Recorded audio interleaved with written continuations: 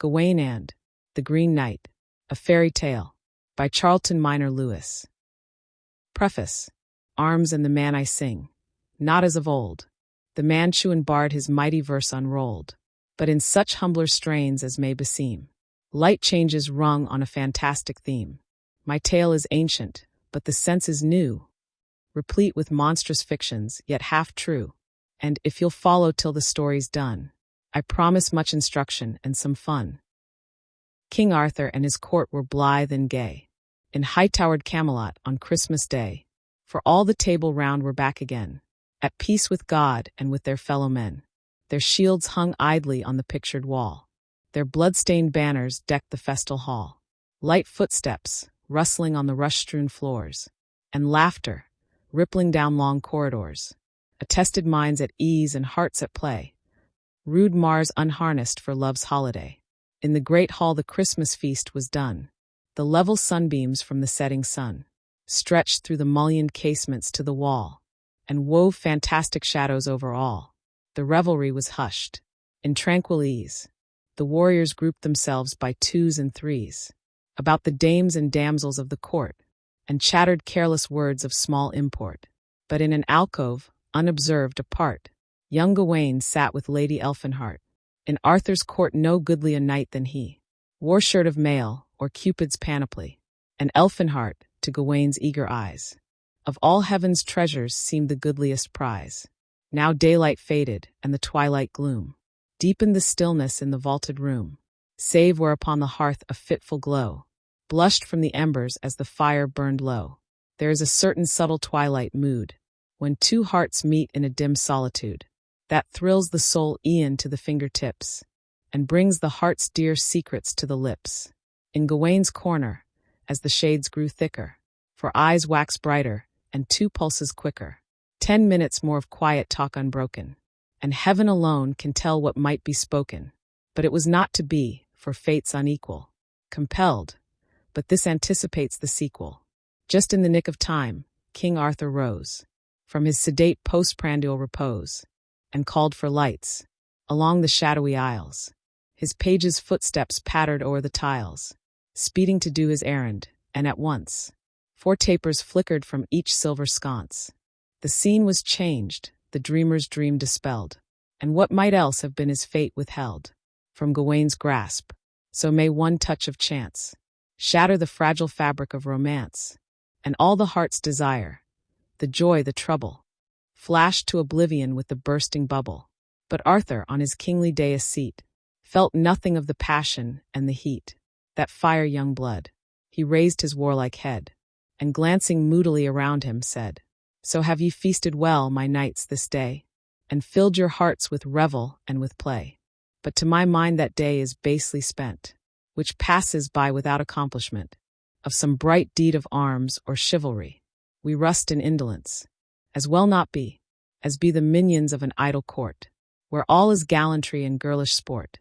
Some bold adventure let our thoughts devise, to stir our courage and to cheer our eyes."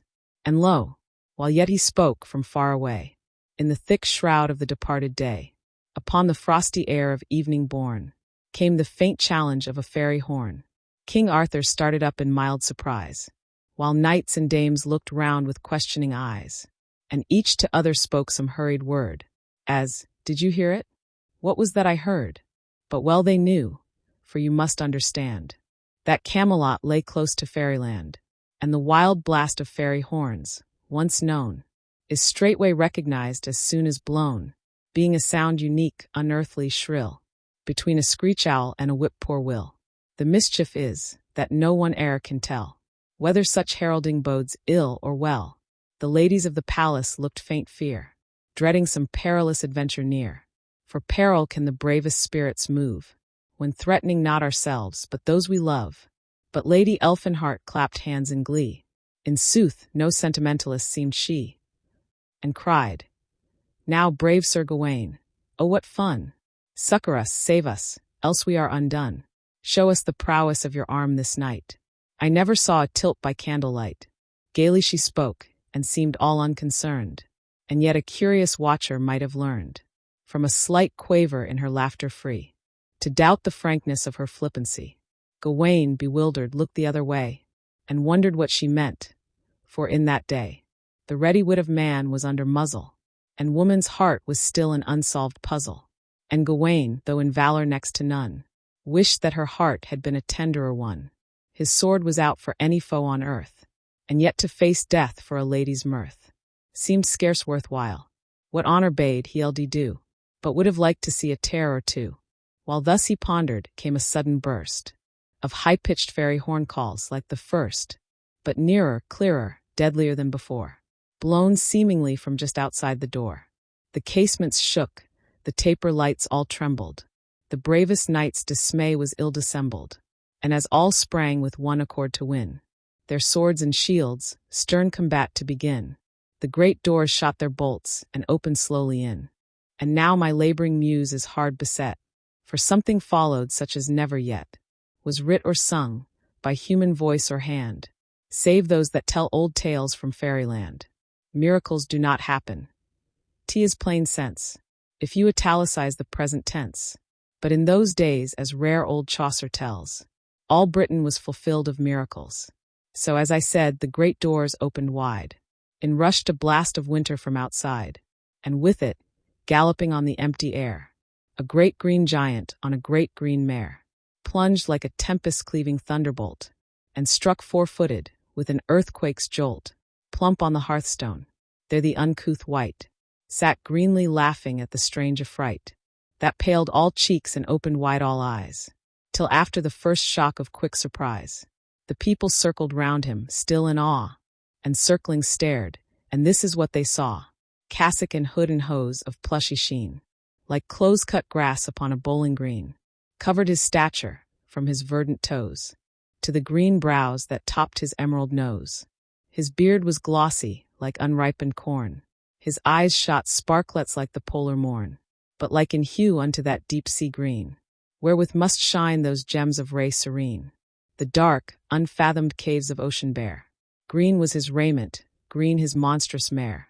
He rode unarmed, uncorsleted, unshielded, except that in his huge right hand he wielded a frightful battle-axe with blade as green as coppery rust, but the long edge shone keen. Such was the stranger, and he turned his head from one side to the other, and then said, with gentle voice, most like a summer breeze that rustles through the leaves of the green trees: "So this is Arthur's court, my noble lord. You said just now you felt a trifle bored, and wished, instead of dancing, feasting, flirting, your gallant warriors might be exerting their puissance upon some worthier thing. The wish, my lord, was worthy of a king. It pleased me, here I am, and I intend to serve your fancy as a faithful friend. I bring adventure, no hard, tedious quest, but merely what I call a merry jest. Let some good knight, the doughtiest of you all, swing this my battle-axe and let it fall on whatsoever part of me he will. I will abide the blow and hold me still, but let him, just a 12-month from this day, come to me, if by any means he may, and let me, if I live, pay back my best, as he pays me. What think you of the jest?" he said, and made a courteous bow, the while lighting his features with a bright green smile, as when June breezes, after rain clouds pass, ripple in sunlight o'er the unmown grass. The jest seemed fair indeed, but none the less, no knight showed any undue forwardness to seize the offer. Some with laughter free daffed it aside, while others carelessly strolled to the farthest corners of the hall, as if they had not heard his words at all, and whistled with an air of idle ease, or studied figures in the tapestries. Not so Sir Gawain. Vexed in mind he stood, with downcast eyes, and knew not what he would, trained in the school of chivalry to prize his honor as the light of his dear eyes. He held his life, his fortunes, everything, in sacred trust for knighthood and his king, and in the battlefield or tilting yard, he met his foe full-fronted and struck hard. But now it seemed a foolish thing to throw one's whole life to the fortune of a blow. True valor breathes not in the braggart vaunt. True honor takes no shame from idle taunt. So let this wizard, if he wants to scoff, why should our hero have his head cut off? While thus Sir Gawain, wrapped in thought intense, debated honor versus common sense, the stranger knight was casting his green glance around the circling throng, until by chance he met the eyes of Lady Elfinhart. And did she flush? And did the Green Knight start? Surely a quiver twinkled in each eye. But what of that? It need not signify. Beneath his glance a brave man well might flush. What wonder then that a fair maid should blush? And as for him, no man that ever loved could look upon her loveliness unmoved. Could I but picture her, ah, you would deem my tale the figment of a poet's dream.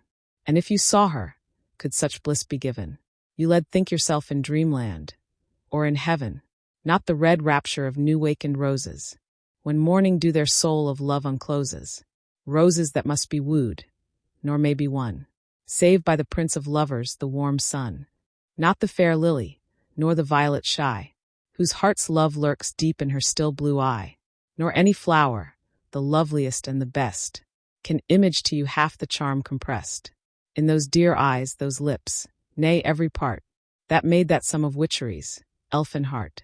Her face was a dim dream of shadowy light, like misty moonbeams on the fields of night, and in her voice sweet nature's sweetest tunes sang the glad song of 20 cloudless Junes. Her raiment, nay, go, reader, if you please, to some sage treatise on antiquities, whence writers of historical romances cull old embroideries for their new-spun fancies. I care not for the trivial, nor the fleeting. Beneath her dress a woman's heart was beating, the rhythm of love's eternal eloquence. And I confess to you, in confidence, though flowers have grown 1,000 years above her, unseen, unknown, with all my soul I love her. From these digressions upon love and glory, 'tis time we were returning to our story. I only meant, in a few words, to tell you, for fear my heroine's conduct should repel you, that if she jests, for instance, out of season, perhaps there is a good substantial reason. Sir Gawain, had he seen the stranger wink, and seen the lady blushing, you may think, might have been spared a most unhappy lot. Perhaps you're right, but peradventure not. I give you but a hint, for half the art of narrative is holding back a part, and if without reserve I gave my best in the first canto, who would read the rest? But now Sir Gawain, with a troubled eye, looked up, and saw his lady standing by.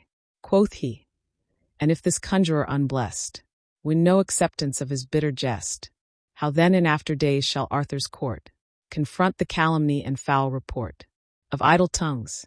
The wrath in Gawain's eyes hashed for an instant, then in humbler wise he spoke on, yet God grant I be not blind, where honor lights the way, for to my mind true honor bids us shun the devil's den, to fight God's battles in the world of men. Who takes this challenge up, I doubt will rue it. Quoth Elfinhart, I'ld like to see you do it. She laughed a gay laugh, but by hard constraint, then turned and hid her face, all pale and faint, as one might be who stabs and turns the knife in the warm heart of one more dear than life. She turned and Gawain saw not, but he heard, and felt his heartstrings tighten at her word. Nay, lady, if you wish it I will try, be your least wish my will, although I die.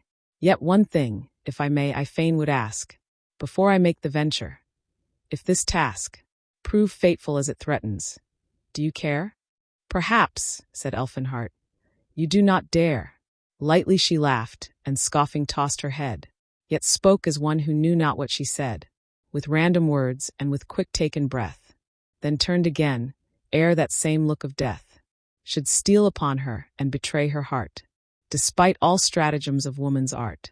And Gawain heard but saw not, and the night descended on him, and his face grew white with grief and passion. When all else is lost, the brave man gives life too, nor counts the cost. I dreamt, he murmured to himself, and dreaming, I took for truth what was but sweetest seeming. My waking eyes find naught in life to keep. I take the venture, and so back to sleep. By this, the stranger had at last become tired of long waiting, and of sitting dumb upon his charger, so with greenest leer he vented his impatience in a sneer. Is this, he said, the glorious Table Round, and is its glory naught but empty sound? Braggarts, I put your bluster to the test, and find you quail before a merry jest. Then the great king himself stood up in ire, with clenched hand raised, and eyes that gleamed dark fire, and fronting the Green Knight he cried, Forbear, for by my sword Excalibur I swear, whatever thou be, thou shalt not carry hence, and scathe the memory of thine insolence. Such jests as thine please not, yet even so, I take thine axe, kneel thou, and take my blow. Across the Green Knight's features there was seen to pass a fleeting shade of deeper green, whether of disappointment or resentment, none knew, but straight a smile of bright contentment followed, as through the throng of dazed beholders, he saw Sir Gawain thrust his sturdy shoulders. The stranger winked at Elfinhart once more, well pleased, and Gawain knelt down on the floor. "A boon," he cried, "a boon, my lord and king, if ever yet in any little thing. These hands have served thee, hear my last request. Let me adventure this mad monster's jest." King Arthur shook his head in dumb denial, loath to withdraw his own hand from the trial, and leave the vengeance that himself had vowed.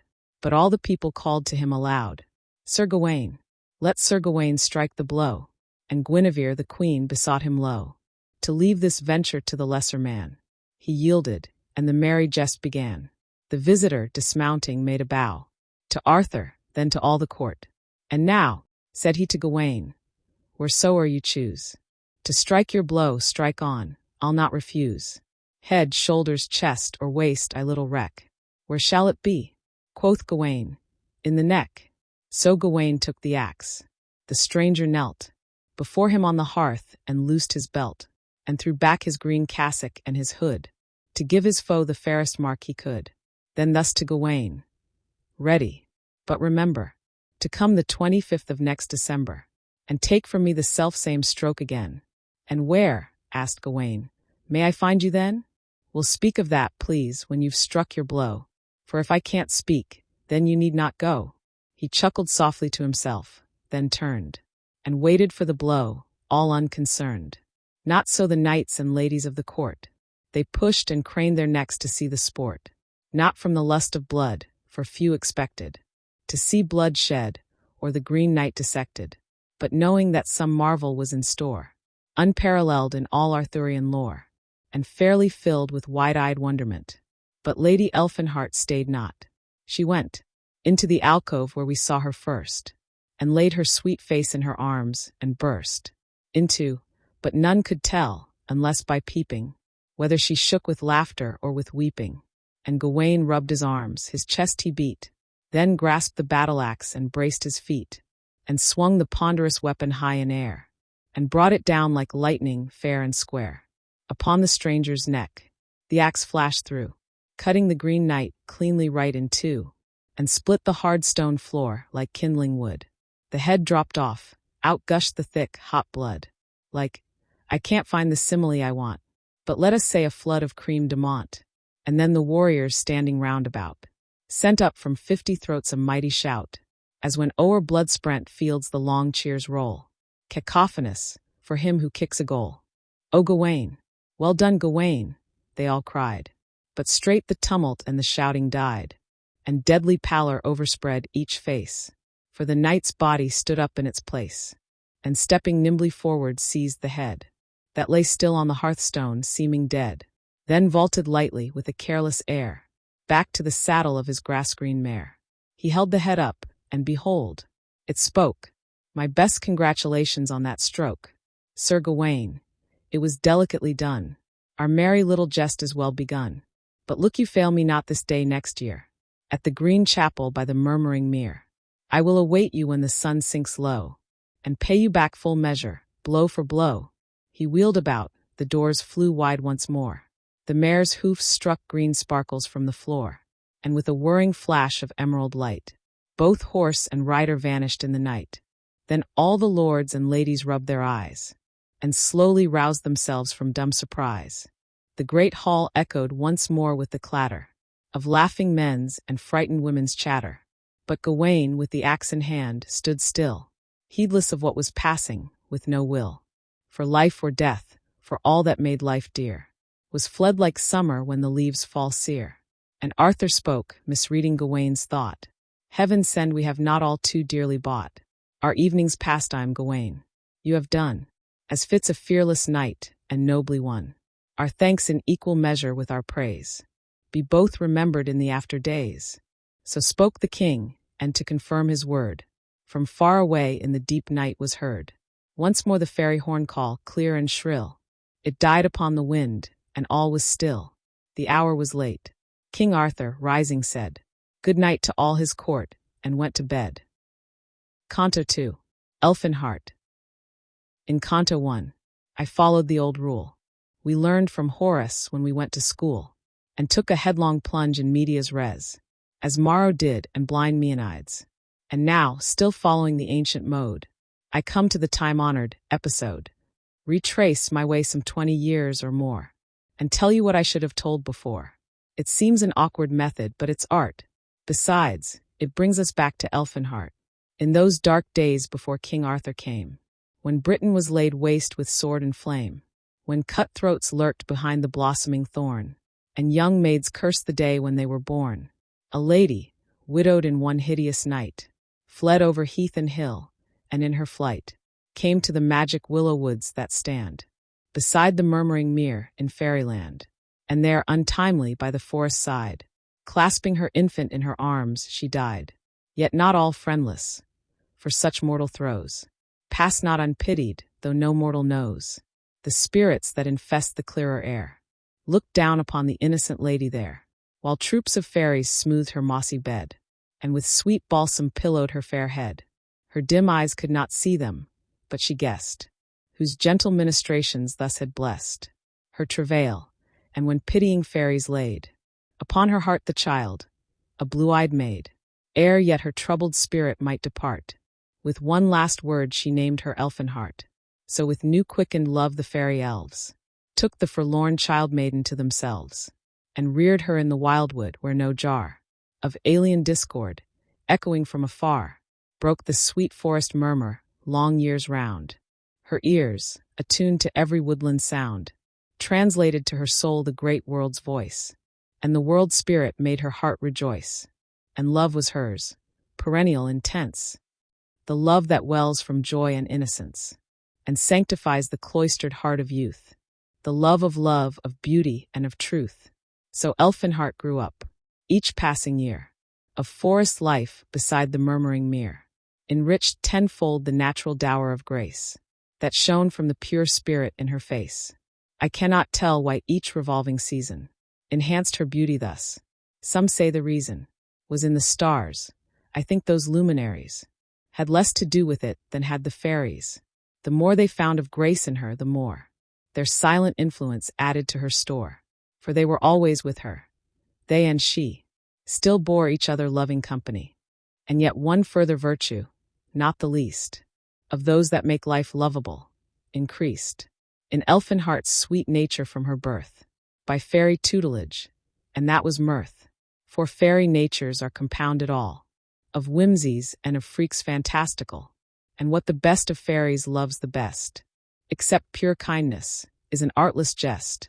And so wise men have argued, on the whole, that the misguided creatures have no soul. But as for me, if the bright fairy elf has none, I'll get along without myself. These fairies laughed and danced and sang sweet songs, and did all else that to their craft belongs, all tricks and pranks of whole-souled jollity, that make life merry neath the greenwood tree. The youngest of them childishly beguiled the time when Elfinhart was still a child. They pinched her fingers and they pulled her ears, or sometimes, when her blue eyes dreamed of tears, half smothered her with showers of four-leafed clover, then fled for refuge to some sweet fern cover. But she pursued them through their tangled lair, and caught them, and put fireflies in their hair. And then they all joined hands, and round they danced a morris on the moonlit ground. The years went by, and Elfinhart outgrew the madcap antics of the younger crew. For fairies age but slowly, don't forget that at 200 they are children yet. But still she frolicked with them, though scarce of them, and learned each year more tenderly to love them. But most of all she loved with all her heart, on quiet summer nights to walk apart, and hold close converse with the fairies' queen, a radiant maiden princess who had seen some 20 centuries of revolving suns pass over fairyland, all golden ones. Sometimes they sat still in the mild moon's light, where chestnut blooms made sweet the breath of night, and talked of the great world beyond the wood, of death or sin or sorrow understood, Of neither, till the twinkling stars were gone, and bustling Chanticleer proclaimed the dawn. And Elfinhart grew wise in fairy learning, but by degrees a half-unconscious yearning for humankind stirred in her gentle heart, and woke a deep desire to bear her part of love and sorrow in the larger life, as sister-helper, nay, perhaps as wife. For such vague instincts, after all, are human, and Elfinhart herself was but a woman. And yet, for all this new desire, I doubt if Elfinhart would e'er have spoken out, and told the fairies of her wish to leave them, a wish her conscious heart well knew would grieve them, if in the ripening of her silent thought, a still voice had not whispered that she ought to leave that world of love and mirth and beauty, to share man's burden in this world of duty. There's anticlimax for you, most provoking, just when you thought that I was only joking, or idly fingering the poet's laurel. To find my story threatens to be moral, but as for morals, though in verse we scout them, in life we somehow can't get on without them. So if I don't insert a moral distich once in a while, I can't be realistic. And in this tale I solemnly aver, my one wish is to tell things as they were. But not all things, time flies and art is long, and I must hurry onward with my song. How Elfinhart at last told what she wanted, and what the fairies said, please take for granted.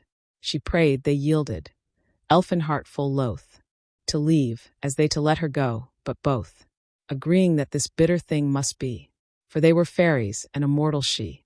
But ere they yielded, they made imposition of what then seemed to her a light condition. 'Twas done in kindness, be it understood, with fairy foresight for the maiden's good. The elf queen spoke for all. Dear Elfinhart, we bind you to one promise ere we part. We fear not from men's malice, hate and wrath, and every evil thing will shun your path, and sunshine will go with you when you move. The only danger that we dread is love.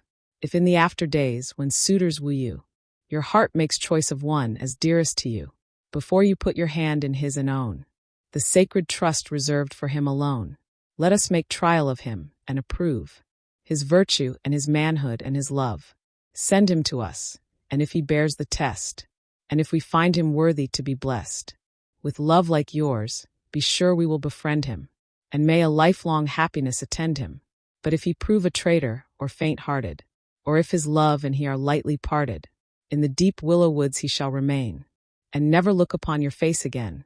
The maiden, fancy-free, was well content, and with light laughter gave her full consent. For when maids think of love, as maidens do, it seems a far-off thing, and well she knew her lover, if she loved, would be both brave and true. Not long thereafter came an errant band, riding along the edge of fairyland, stout men at arms, without reproach or spot, and in the lead the bold Sir Lancelot. He, riding on ahead, silent, alone, was stopped by a beseeching ancient crone, who hobbled to his side as if in pain, and clutched with palsied fingers at his rein. And there behind her, from the leafage green, the sweetest eyes his eyes had ever seen, were gazing at him with wide wonderment, nor bold nor fearful, innocence unshent, shone from their blue depths, and old dreams awoke in Lancelot's breast, while thus the beldame spoke. A boon, Sir Lancelot of the Lake, I pray you of your courtesy to take this damsel to the king. Her enemies have spoiled her of her birthright, and she flees, an innocent outcast from her wasted lands, to lay her life and fortune in his hands. She spoke, and vanished in the woodland shade. Then Lancelot, leaning over, helped the maid to mount behind, and at an easy trot, they and the troop rode on to Camelot. He asked no questions for some fairy spell, made light his heart, and told him all was well. And as these two rode through the land together, by dappled greenwood shade and sunlit heather, her soft voice in his ears, the innocent charm of her light, steady touch upon his arm, wrought magic in his soul. That day, I ween, Sir Lancelot well nigh forgot his queen. And Elfinhart, you knew those eyes were hers, laughed with the silvery jingle of his spurs, and from her heart the new world's rapture drove. All thought of fairyland, excepting love, and so to high-towered Camelot they came, the golden city, now a shadowy name. For over heath-clad hills the wild winds blow, where Arthur's halls, 1,000 years ago, bright with all far-fetched gems of curious art, shone brighter with the eyes of Elfinhart. She came to Camelot. The king receives her, and there for 5 glad years my story leaves her. 5 glad years, and this episode is done. And we are back again at Canto 1. I write of merry jest and greenwood shade, but tales of chivalry are not my trade. So if you wish to read that 5 years story of lady love, romance, and martial glory, the mighty feats of arms that Gawain did, the ever-ripening love that Gawain hid, 5 long years in his breast, biding his time, go seek it in some abler poet's rhyme. My tale begins with the young knight's brave soul, all Elfinhart's. She thinks herself heart-whole. But at that Christmas feast in Arthur's hall, with night's soft mantle folded over all, the magic influence of the evening tide stole on their 2 hearts beating side by side. And Gawain talked of troubles long ago, when each man's neighbor was his dearest foe, and of the trials he himself had passed, and the high purpose that from first to last had been his stay and spur. He scarce knew how, since on Excalibur he took the vow. He told of his own hopes for future days, and how he wrought and fought not for men's praise, though like all good men Gawain held that dear, yet trusting, when men laid him on his bier, they might remember, as they gathered round it, he left this good world better than he found it. He talked as true men seldom talk, unless swayed utterly by some pure passion's stress, and ever gently, though with heart on fire, still hovered nearer to his soul's desire. And Elfinhart in gravest silence listened, but her sweet heart beat high, her blue eyes glistened, for as he bared his soul to her she dreamed, a daydream strange and new, wherein it seemed that in that soul's clear depth she saw her own, and his most secret thought, till then unknown, seemed hers eternally. He spoke of death, and then her heart shrank, and she drew deep breath. Suddenly, ere she understood it all, what new life dawned before her, came the call of fairy horns, and so the Green Knight burst upon the scene, as told in Canto first. One jarring note, the tuneful chords among, may make mad discord of the sweetest song. E'en so with dissonant clamor through the breast of Gawain rang the Green Knight's merry jest. But what wild meaning must it not impart to the vague fears of gentle Elfinhart? For she had heard in the first trumpet blast a signal to her from the far-gone past, and now of all the strange things that had been, her half-forgotten compact with the Queen flushed through her memory, and a swift thought came, like sudden fear, a thought without a name, an unvoiced question and a blind alarm, and in sheer helplessness she reached an arm toward Gawain, scarcely knowing what she would. Her eyes beheld him, and she understood. And is it Gawain? He. Yes, Elfinhart. The hour has come, and you must play your part. So now it's all explained, and I intend to go straight onward to the story's end. Sir Gawain had cut off the Green Knight's head, and Arthur and his court had gone to bed. In the great hall the dying embers shone, with a faint ghostly gleam, and there alone, while all the rest of Camelot was sleeping, in the dark alcove Elfinhart lay weeping. But as she lay there, all about her head, there fell a checkered beam of moonlight shed through the barred casement, and she faintly stirred, for in her troubled soul it seemed she heard vague music from some region far away. She raised her head, and turning where she lay, saw in the silver moonlight the serene and tranquil beauty of the fairy queen. We sent before you called us, Elfinhart, for love lent keener magic to our art, and warned us of the thoughts that in your breast awoke new rapture, trembling unconfessed. And Elfinhart moved closer to her knees, and hid her face in the white draperies that veiled the fairy form, till nestling there, her heart recovered from that blank despair, and whispered her that whatsoe'er befell, love ruled the world, and all would yet be well. And the good fairy stroked the maiden's head, and kissed her tear-starred eyes, and smiling said, "Fie on you women's hearts! Consistency hides her shamed head where mortal women be. True love breeds faith and trust, it makes hearts strong. The heart's anointed king can do no wrong. And yet you weep as if you feared to prove him. Upon my word, I don't believe you love him." And Elfinhart replied, "Laugh if you will, my queen, but let me be a woman still. You fairies love where love is wise and just. We mortal women love because we must. And if I feared to prove him, I confess, I fear I still must love him none the less." She paused, for once again her eyes grew dim, Think you I love his virtues? I love him, but yet you judged me wrongly, for believe me, and then laugh once again, and so forgive me, if at the first I feared what you might do. My doubts were not of Gawain, but of you. And so both laughed, and for a little space folded each other in a glad embrace. For fairies, bathed the whole year round in bliss, may yet be gladdened by a fair maid's kiss.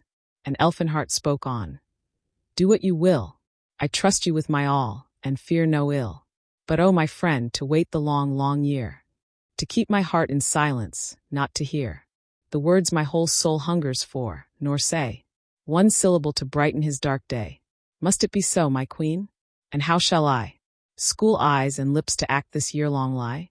From the dear teacher guardian of my youth, the only ways I learned were ways of truth. I tried my skill this night and learned to know that there are deeps below the deeps of woe. Hearts may be bruised and broken, yet still live. The wounds that kill us are the wounds we give.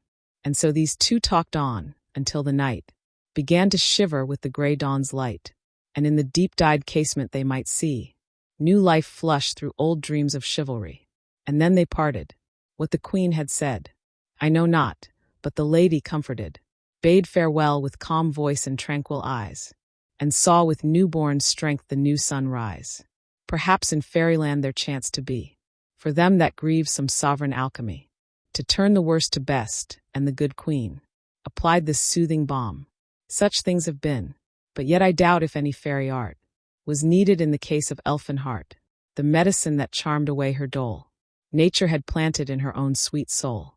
Of all sure things, this thing I'm surest of, that the best cure for love's own ills is love. Canto 3. Gawain. O muse. But no, heaven knows I need a muse. But which of all the 9, pray, should I choose? Talia, Cleo, and Melpomene. I love them all, but none, alas, loves me. For if you want a muse to take your part, you must be solely hers with all your heart. And I have mingled since my earliest youth my smiles and tears, my fictions and my truth. Nay, in this very tale, scarce yet half done, I've courted all the 9, and so won none. Not for me, therefore, the Parnassian lyre, or winged war-horse shod with heavenly fire. Harsh numbers flow from throats whose thirst has been a whole life long unslaked of Hippocrene. But I will e'en go on as best I can, and let the story end as it began. A plain, straightforward man's unvarnished word, part sad, part sweet, and part of it absurd. A year passed by, as years are wont to do, winter and spring, summer and autumn too, till mid-December's flaw-blown flakes of snow warned Gawain that the time was come to go to the green chapel by the murmuring mere, and take again the blow he gave last year. In the great court his charger stamped the ground, while knights and weeping ladies thronged around, to arm him, as the custom was of yore, and bid him sad farewell for evermore. One face alone in all that bustling throng our hero's eyes sought eagerly and long, sought vainly, for the Lady Elfinhart, debating with herself, stood yet apart. But as Sir Gawain gathered up his reins, and bade the drawbridge warden loose the chains, suddenly Elfinhart stood by his side, her fair face flushed with love and joy and pride. She plucked a sprig of holly from her gown, and looked up questioning, and he leaned down, and so she placed it in his helm. No word might Gawain's lips then utter, but he heard the voice that was his music, and could feel the touch of gentle fingers through the steel. Wear this, Sir Gawain, for a loyal friend, whose hopes and prayers go with you to the end. And staying not for answer, she withdrew, and in the throng was lost to Gawain's view. He roused himself, and waving high his hand, struck spur, and so rode off toward fairyland. Long time he traveled by an unknown way, unhoused at night, companionless by day. The cold sleet stung him through his shirt of mail, but underneath his stout heart would not fail, but beat full measure through the fiercest storm, and kept his head clear and his brave soul warm. No need to tell the perils that he passed. He conquered all, and came unscathed at last, to where a high embattled castle stood, deep in the heart of a dense willow wood. And Gawain called aloud, and to the gate a smiling porter came, who opened straight, and bade him enter in and take his rest. And Gawain entered, and the people pressed about him with fair speeches, and he laid his armor off, and gave it them, and prayed that they would take his message to their lord. Prayer for friendly shelter, bed and board. He told them whence he was, his birth and name. And the bold baron of the castle came, a mighty man, huge-limbed, with flashing eyes, and welcomed him with old-time courtesies. For manners in those days were held of worth, and gentle breeding went with gentle birth. He heartily was glad his guest had come, and made Sir Gawain feel himself at home. And as they walked in, side by side, each knew the other for an honest man and true. That night our hero and the baron ate a sumptuous dinner in the hall of state, and all the household, ranged along the board, made good cheer with Sir Gawain and their lord, and passed the brimming bowl right merrily, with friendly banter and quick repartee. And Gawain asked if they had chanced to hear of a green chapel by a murmuring mere, and straightway all grew grave within his breast. Sir Gawain felt a tremor of unrest, but told his story with a gay outside, and asked for some good man to be his guide, to find his foe. I promise him, said he, no golden guerdon, his reward shall be the consciousness that unto him was given, to show a parting soul the way to heaven. Up jumped his host. My friend, I like your attitude, and know no surer way to win heaven's gratitude than sending thither just such men as you. I'll be your guide, but since you are not due at the Green Chapel till 3 nights from now, and since the way is short, I'll tell you how the interim may be disposed of best. In short, let me propose a merry jest. At this Sir Gawain gave a sudden start, for some old memory seemed to clutch his heart, and in the baron's eyes he seemed to see a twinkling gleam of green benignity, not wholly strange, but like a flash was gone. Gawain sank back, and his good host went on. 2 days you sojourn here, and while I take my daily hunting in the wood, you make my house and castle yours, and then each night we'll meet together here at candlelight, and all my winnings in the wood and all that comes to you at home, whatever befall, we'll give each other in exchange. In fine, my fortune shall be yours, and yours be mine.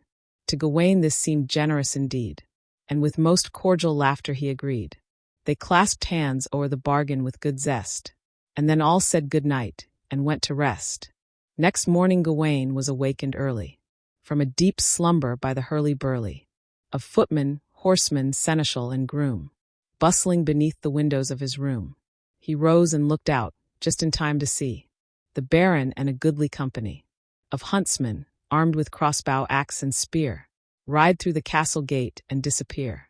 And then, while Gawain dressed, there came a knock upon his chamber door.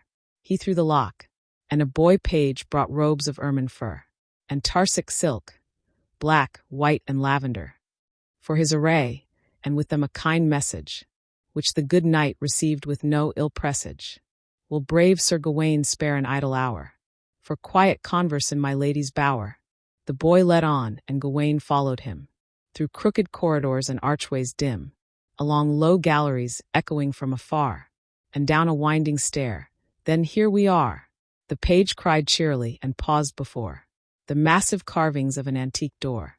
This he swung open, and the knight passed through into a garden, fresh with summer dew, a lady's bower in fairyland. What pen could make that strange enchantment live again? Not he who drew Acrasia's bower of bliss, and Phaedria's happy all could picture this. That sweet-souled Puritan discerned too well the serpent's coil behind the witch's spell, and he who saw, when the dark veil was torn, the rose of paradise without the thorn, sublimest prophet, whose immortal verse lent mightier thunders to the primal curse. Even he too sternly, in the soul's defense, repressed the still importunate cries of sense. Bid me not, therefore, task my feebler pen with dreams beyond the limits of their ken, the phantom conjurings of the magic hour. That Gawain passed in that enchanted bower must be from mortal eyes forever hid, but yet some part of what he felt and did these lines must needs disclose. As he stood there, breathing soft odors from the mellow air, all hopes, all aims of noble knighthood seemed like the dim yesterdays of one who dreamed in starless caves of memory sunken deep, and like lost music folded in strange sleep. How long, O mortal man, wilt thou give heed to the world's phantom voices? The hours speed, and fame and fortune yield to moth and rust, and good and evil crumble into dust. Even now the sands are running in the glass. Set not your heart upon vain things that pass. Ambitions, honors, toils are but the snare, where lurks for aye the blind old world's despair. Nay, quiet the bootless striving in your breast, and let your tired heart here at last find rest. In vain have joy, love, beauty struck deep root in your heart's heart, unless you pluck the fruit. Then put away the cheating soul's pretense. Heap high the press, fill full the cup of sense. Shatter the idols of blind yesterday, and let love, joy, and beauty reign alway. Such thoughts as these, confused and unexpressed, flooded the silence in Sir Gawayne's breast. Meanwhile a brazier filled the scented air with wreaths of magic mist, and he was ware that the mist drew together like a shroud, and then the veil was rent, and in the cloud stood one who seemed, in features, form, and dress, the perfect image of all loveliness. The wonders of that vision none could tell, save one whose heart had felt the mystic spell.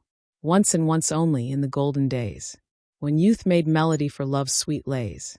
In two dark eyes, yet oh, how bright, I saw the wakening rapture of love's light, and in the hush of that still dawning heard, from two sweet trembling lips love's whispered word. The twilight deepens when the sun has set. In memory golden glories linger yet, but these avail not, though my soul lay bare, with all those memories sanctuaried there. That spell was human, but the unseen power that wove the witchery of this fairy bower, in Gawayne's heart such subtle magic wrought, that past and future were well nigh forgot, and all that earth holds else, or heaven above, seemed not worth keeping, save this dream of love. And now, as the strange cloud of incense broke, the vision, if it were a vision, spoke, if it were speech that filled the quivering air with low harmonious music. Let none dare, in the rude jargons of this world, to fashion that sweet, wild anthem of unearthly passion. Could I from the broad billowing ocean borrow of Tristan's love and of Isolde's sorrow, the flood of those world-darkening surges, wrought with thoughts that lie beyond the reach of thought, might bring me succor where weak words must fail. But Gawain saw and heard, and passion pale shrank back and made a darkness of his face, as though the unplumbed deeps of starless space could quench those lustrous eyes, or close his ears to the eternal music of love's spheres. But the voice changed, and Gawain, listening there, heard now a heart's low cry of wild despair. He turned again, and lo, the vision knelt, and drew a jeweled poniard from her belt, to arm herself against her own dear life. But as she bared her white breast to the knife, he started quickly forward, and he grasped the hand that held the hilt, and then she clasped her soft arms round his neck, and as their lips met in the shadowing fold of love's eclipse, all earth, all heaven, all nightly hopes of grace, died in the darkness of one blind embrace. Died, nay, for Gawain, ere the moment passed, broke from the arms that strove to bind him fast, and turned away once more, and as he pressed a trembling hand against his throbbing breast, his aimless fingers touched a treasured part of the green holly branch of Elfinhart, laid in his breast when he put off his arms. What perils now are left in fairy charms? For poets fable when they call love blind.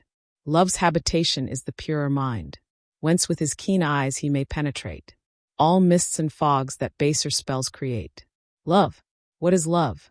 Not the wild feverish thrill, when heart to heart the thronging pulses fill, and lips that close in parching kisses find no speech but those. The best remains behind, the tranquil spirit, the divine assurance that this life's seemings have a high endurance, thoughts that allay this restless striving calm, the passionate heart, and fill old wounds with balm. These are the choirs invisible that move in white processionals up the aisles of love. Such love was Gawayne's, love that sanctifies the heart's most secret altar, and his eyes, their old true rhythm. And so the strife was o'er, and all the perilous wiles of magic art were foiled by Gawain and by Elfinhart. But time flies, and tea were tedious to delay my song for all the trials of that day. Light summer breezes, scurrying o'er the deep, ripple and foam and flash, then sink to sleep. But underneath, serene and changing never, the mighty heart of ocean beats forever, and his deep streams renew from pole to pole the living world's indomitable soul. Enough, Then, of the spells that vexed the brain of Gawain, love and knighthood made all vain. And in the afternoon, when Gawain learned that his good host, the Baron, had returned, he met him in the hall at candlelight, according to his promise of last night. And then the Baron motioned to a page, and straightway 6 tall men of lusty age and mighty sinews entered the great door, bearing the carcass of a huge wild boar, in all its uncouth ugliness complete, and dropped it quivering at our hero's feet. "What do you say to that, Sir Gawain?" cried the Baron, swelling with true sportsman's pride. "But come, your promise now of yestereve, 'tis blessed to give than to receive, though I'll be sworn you'll find it hard to pay full value for the winnings of this day." "Not so," said Gawain. "You will rest my debtor. Your gift is good, but mine will be far better." And then he strode with solemn steps along the echoing hall, and through the listening throng, and with the words, "My noble lord, take this," he gave the Baron a resounding kiss. The Baron jumped up in ecstatic glee. "Now by my great-great-grandsire's beard," quoth he, "better than all dead boars in Christendom is one sweet loving kiss. Whence did it come?" "Nay there," Sir Gawain said, "you step beyond the terms we stipulated in our bond. Take you my kiss in peace, as I your bore. Be glad, give thanks, and seek to know no more." Loud laughter made the Baron's eyes grow bright, and glitter with green sparkles of delight. And then he chuckled. "Sir, I'm proud of you. I drink your best of health. I think you'll do." And now the board was laid and dressed, and all sat down to dinner at the Baron's call. And Gawain looked along the room askance, seeking the lady, and he caught one glance of laughing eyes, then looked away in haste, but turned again, and wondered why his taste had erred so strangely, for the lady seemed not fairer now than others. Had he dreamed? He rubbed his eyes and pondered, though in sooth without one glimmering presage of the truth, till all passed lightly from his puzzled mind, leaving contentment and good cheer behind. So all the company feasted well, and sped the flying hours, till it was time for bed. One whole day longer must our hero rest within doors to fulfill the merry jest. So when next morning Gawain once more heard the hunt sup in the court, he never stirred, but let the merry horsemen ride away, while he slept soundly well into the day. Later he rose and strolled from room to room, through vaulted twilights of ancestral gloom, until, descending a long stair, he found the dim-lit castle crypt deep underground, where sculptured effigies forever kept their long-last marble silence as they slept, and iron sentinels on bended knees held eyeless vigil in old panoplies.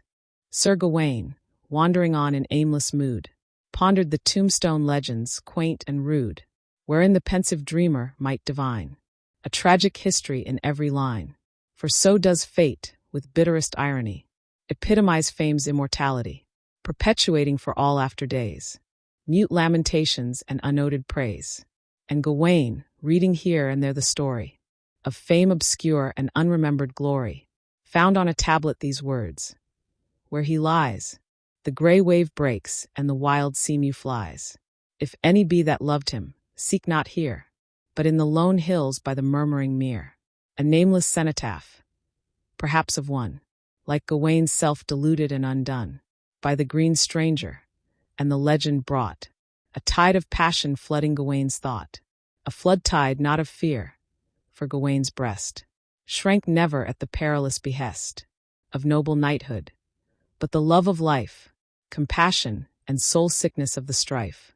If any be that loved him, oh, to die far from greensward Camelot, and lie among these bleak and barren hills alone, his end unwept for and his grave unknown, never again to see the glad sunrise that brightened all his world in those dear eyes, half suffocating in the charneled air of that low vault, he staggered up the stair, out of the dim-lit halls of silent death, into the living light, and drew quick breath, where, through a casement arch of ivied stone, bright from the clear blue sky the warm sun shone. The whole of life's glad rapture thrilled his heart, till a quick step behind him made him start, and there, deep-veiled in muffling cloak and hood, once more the lady of the castle stood. Low-voiced she spoke, as if with studied care, weighing the syllables of her parting prayer. Sir Gawain, nay, I pray you, turn not yet. But hear me, though my heart may not forget, that once, for one sweet moment, you were kind. I come not to recall that to your mind.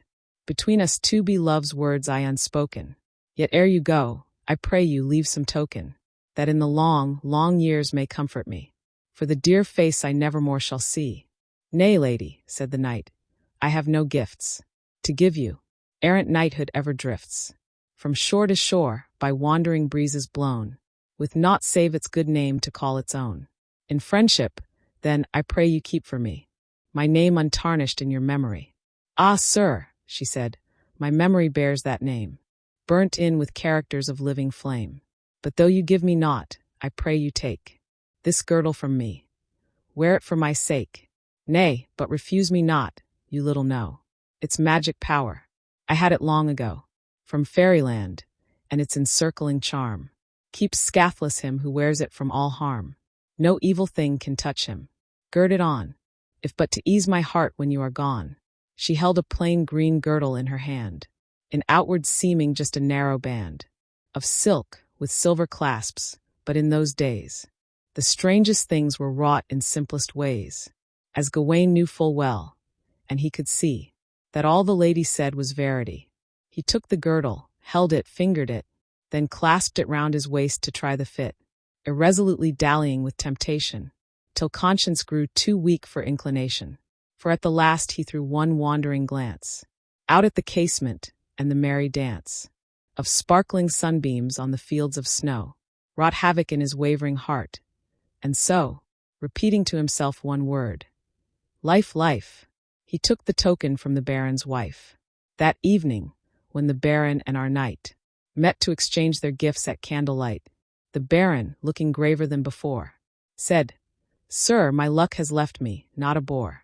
Did we get wind of, all this blessed day? I come with empty hands, only to pray your pardon. What good fortune do you bring? And Gawain answered firmly, not a thing. Coniphore. Conclusion. By noon the next day, Gawain and his host rode side by side along the perilous coast of the grey mere, from whose unquiet sleep reverberating murmurs of the deep startled the still December's listening air. The baron, shuddering, pointed seaward. There, he said, year in, year out, these voices haunt that fearful water. Heaven knows what they want. Men tell me, and I have no doubt it's true, they are knights errant whom the Green Knight slew. Woe unto him, the overbold, who dares adventure near that uncouth monster's snares. Quoth Gawain, how have you escaped the net? The baron answered, we never met. When I'm about, he seems to shun the place, and where he is, I never show my face. But if we did meet, 't would be safe to say, not more than one of us would get away. And then the baron told tales by the score about the Green Knight's quenchless thirst for gore, and kept repeating that no magic charm was proof against the prowess of his arm. At his first blow each vain defense must fall, for he was arch-magician over all. And as from tale to tale the baron ran, Sir Gawain, had he been another man, would certainly have felt his heart's blood curdle, despite his secret wearing of the girdle. But when the baron finally suggested abandoning the venture and protested that the whole monstrous business was absurd, Sir Gawain simply said, I gave my word. And when the baron saw he would not bend, he seemed to lose all patience. Well, my friend, I'll go no further with you. On your head shall be your own mad blood when you are dead. Yonder your two roads fork. Pause there, I pray, and ponder well before you choose your way. One takes the hills, one winds along the wave. To Camelot this, the other to your grave. Choose the high road, Sir Gawain. Shun the danger.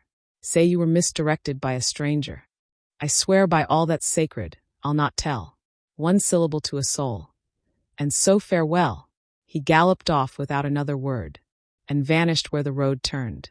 Gawain heard, long after he had disappeared, the sound of iron hoof beats on the frozen ground, till all died into silence, save those drear and hollow voices from the murmuring mere.